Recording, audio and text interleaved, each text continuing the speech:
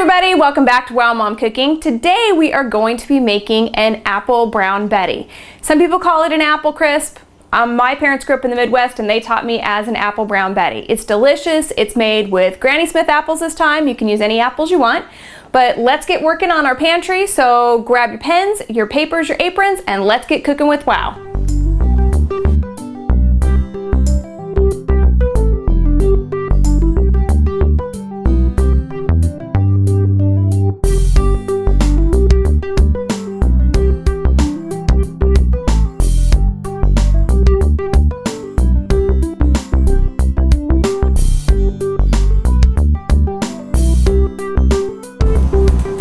Okay, the first thing we need to do is grab some things out of our supplies here.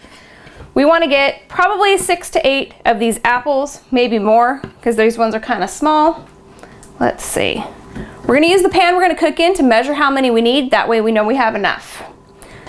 These things are tiny, so we're going to use a lot of apples. Okay, they're kind of sticking out, so we know there's enough once we cut the skins off, core them, and put them in there. So we're good there. We'll set these out of the way. And we need to get a couple of bowls. One bowl is going to be for some of our trash and the other bowl is going to be for our apples to go into. Now, one easy thing to do is core your apples ahead of time. You don't have to. If you don't have an apple core, don't worry about it, but we do need to have a peeler. You can use a traditional peeler or you can use one of these new nifty peelers that I found. It's called a palm peeler. Fits right onto your hand. You saw me slide it onto my finger and there you go. That's all you do. We're going to peel all these apples, we're going to cut them up, and then we're going to get them into a bowl and add some yummy stuff to them. So, see how simple this is? When they're bigger, it's easier too. So try to get some bigger apples, be easier for you and less work.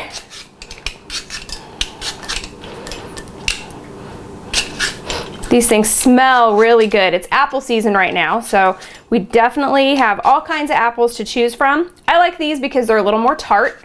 I think they give you a little more bang for your buck, I guess, because you're going to add some sweet stuff with it. You don't want it to end up too sweet. So let's just keep peeling these. Then we're going to slice them up, dice them up, and get them into our pan.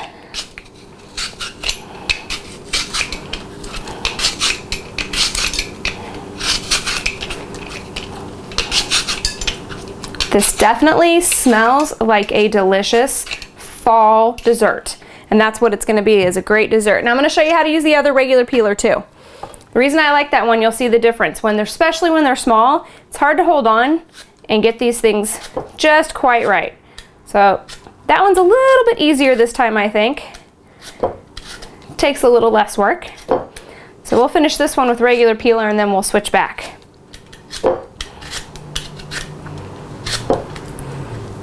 Now I'm going to keep all these apple peels into a bowl and I'm going to give them to my chickens later. They're going to be happy to have a little treat.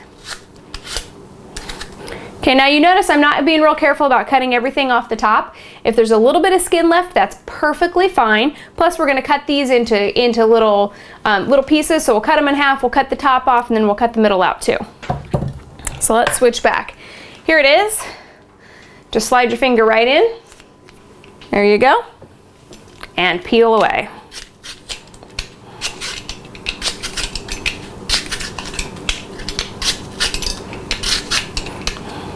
These have a beautiful green color. They smell delicious, and I think they're going to taste delicious in this also. Now we've got our oven preheated at 350 because when we're done with this, we're going to pop all these in the oven. That's how you cook it.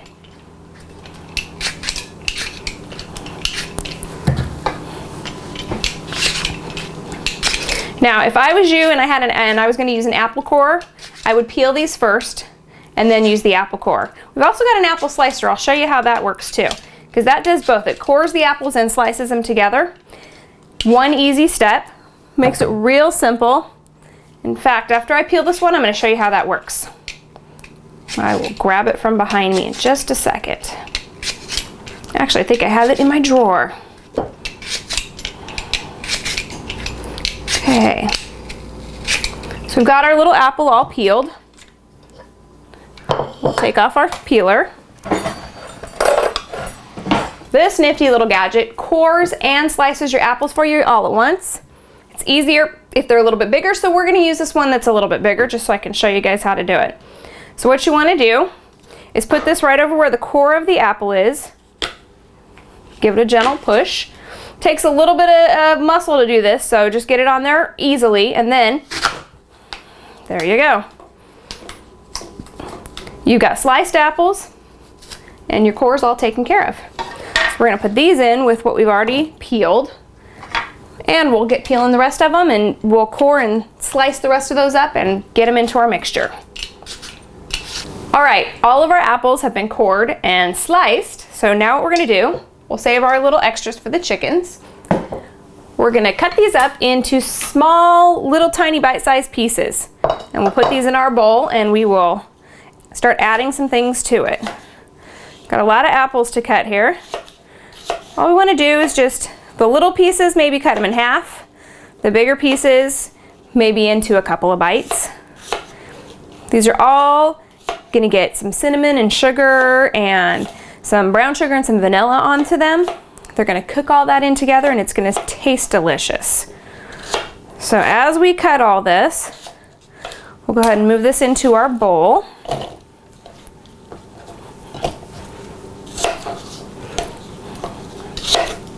You want it to be a bowl that's large enough to add your cinnamon and sugar and everything else so that it tastes really good. You have enough room to mix everything together, because you want to make sure you get some of that mixture on every little piece. That way, every piece has a chance to bake and have that good apple pie taste. But on this, it's going to have a crispy, crunchy topping. So it's going to be kind of like an apple pie, but kind of like a tart or a crisp. So like I said, where I come from, they're called an apple brown Betty.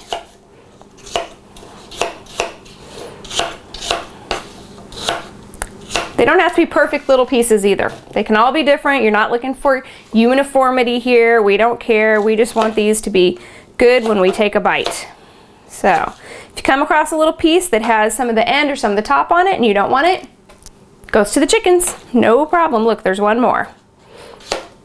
The chickens will love it and appreciate it.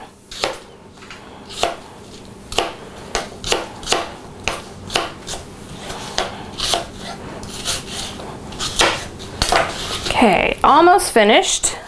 A little bit more. Now I have measured out already half a cup of brown sugar and half a cup of white sugar. We are going to mix that in with these apples. Now I recommend that you use your hands. You can definitely use a spoon or a spatula, whatever you'd like. But if you use your hands, you know that it gets on everything, and I'll show you the difference here in just a second. Almost done. Okay, let's throw all these in here. Okay, we got all of our apples in here. They look delicious, they smell really good, and I bet you this is gonna be just great. So we're gonna start with putting our half a cup of white sugar, and I'll show you the difference here. If I mix this with a spatula, kind of looks like it's getting all over, but we have sugar down at the bottom that's just sitting there and it's not getting onto any of these apples. So we're gonna add in our mounded half a cup of brown sugar. It was packed and mounded high, because we probably want a little bit more than half a cup, but not a whole 3/4 of a cup. So that's why we're doing it that way. We are going to mix these up with our hands.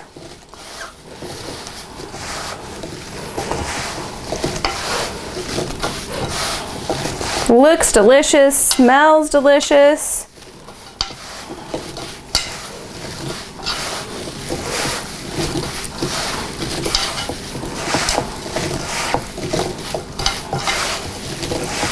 Okay, now you can kind of see it's starting to get a little bit wet. That's just from the juices that are inside these apples. That means it's already starting to soak everything up and get ready to be really tasty dessert. I'm gonna wash my hands real quick. We're gonna add the vanilla and we're gonna add the cinnamon and we're gonna get it into the pan. Okay, hands are clean. We're gonna put the vanilla in. I'm gonna do about a tablespoon.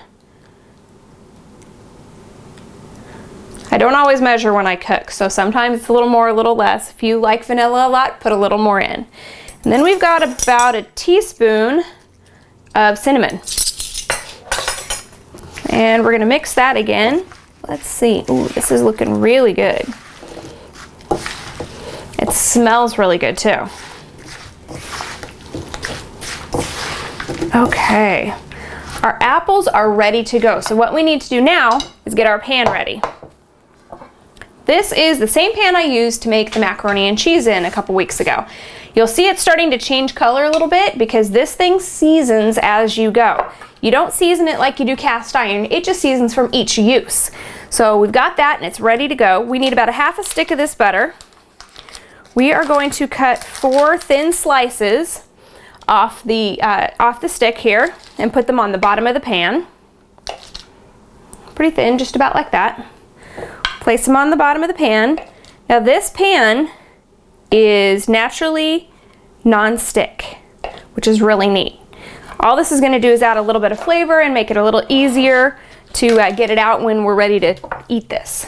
So you got your 4 little slices of butter in here. We're going to add our apple mix right on top of that.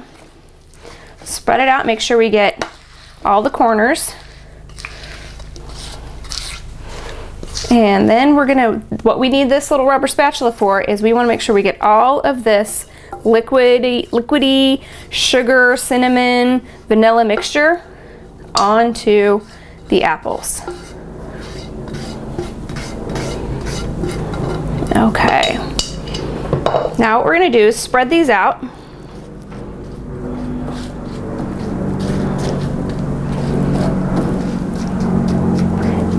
And we're going to let these get kind of a pre-bake. We're going to put this in the oven, our preheated 350-degree oven, while we make the topping that's going to go on top of here. So we'll pop this in, and then we'll come back and we'll put together our flour and sugar mixture with a little bit of cinnamon in there too, and we will be ready to put that in. So these are going to cook for 5 or 10 minutes, depending on how long it takes you to make your topping, which is perfectly fine. Doesn't matter if it takes a little bit longer. And then we'll put everything else on top. So I'm going to go to the oven with this.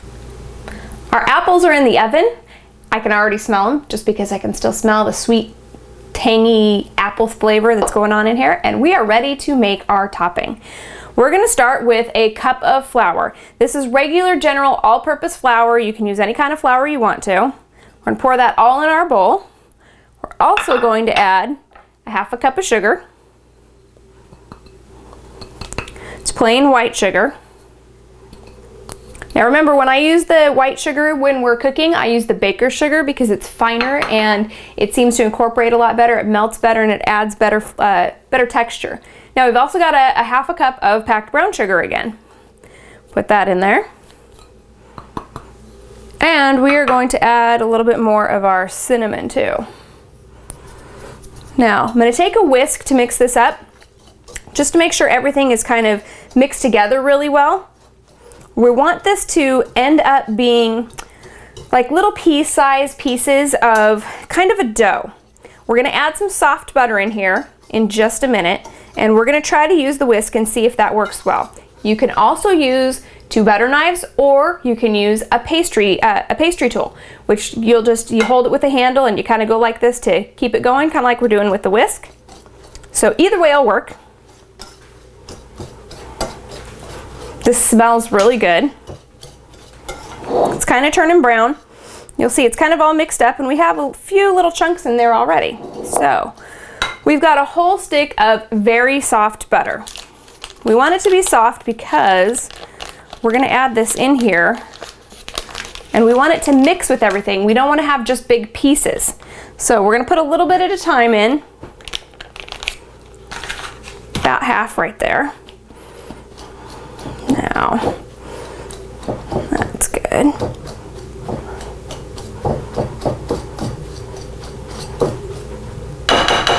Now you can see how it starts to get a little bit chopped up by the whisk. It's one reason a whisk is a good substitute for a pastry tool. Okay, I'm going to add some more.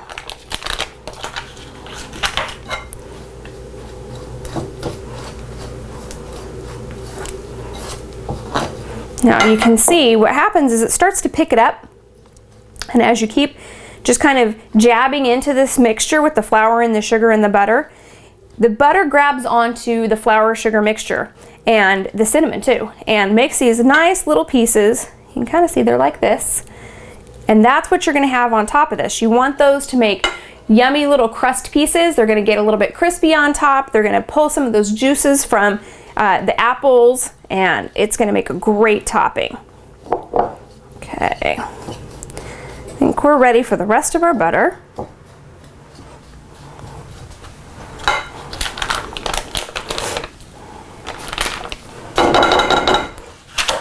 Now, just because a recipe calls for a certain amount of this or a certain amount of that, it doesn't mean that that's set in stone. If it's a really dry day out, you might need to add a little bit more butter, or you might need to even add a little bit of liquid. You could add a little bit of water if you wanted to. Cold water is what I recommend if you're gonna do that. Or there might be some days where it's really humid and it just seems like there's too much butter to add to this. It's okay, just put in what you think looks right. Now once it starts to get mixed like that, what I like to do is mix it with my hands a little bit, making sure that we get all the flour from the bottom, and you'll start to feel that it'll stick together. It'll hold. That's exactly what you want. This looks just about perfect. We'll give it a little bit more of a mix, make sure all of our flavors are everywhere in this. Then what we're going to do is we are going to pull our apples back out because they're nice and warm right now. It's starting to make kind of like a yummy syrup that's in with those apples, and we're going to put this on top. We're going to shake it around a little bit to make sure it gets down in there just a little. It'll help thicken up all the apples that are in there, and then we're going to leave the rest on top. So I'm going to go grab our apples and we'll be right back. Our apples already smell delicious. I can start to see the syrupy kind of thing going on in there, bubbling a little bit. It's great. So what we're gonna do is we're gonna put our topping on. I'm gonna sprinkle just a little bit more of the cinnamon in here, just so it melts in there perfectly. Now we're gonna take and put about 2/3 of this in here maybe,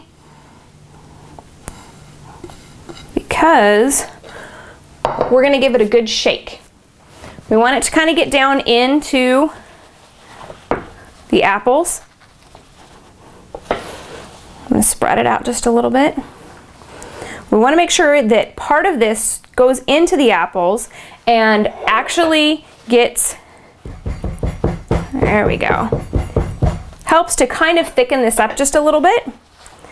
We didn't put anything to thicken in the actual sauce sugar mix that goes in here, so we want to make sure that we get just a little bit of thickening agent in there, which is the flour. This looks really good. Okay, you can kind of see how it is right now. Now the reason we do that and we pat everything down first is because on the top layer we don't want to pat anything down. We want it to be loose and stay loose because it's going to make a crispy, flaky kind of, well, not flaky, but crispy kind of little pieces of this yummy, crunchy mix, and it's going to be delicious. So now we're going to add the rest of this on top. Kind of want to try and just shake it on there. Try and get it all over. And that looks just about perfect. We're even going to leave it mounded up just a little bit because what that'll do is it'll give everything a little extra crunch at the end. So, but first we are absolutely going to cover this with foil, put it back in. We're going to cook it for 30 minutes. When 30 minutes is up, we're going to take it out, take the foil off, and then put it back in so you'll get a nice brown top. So we're going to put this in right now, and then we will be back when it's at about 30 minutes and show you what it looks like. Okay, it's been 30 minutes. Our timer went off.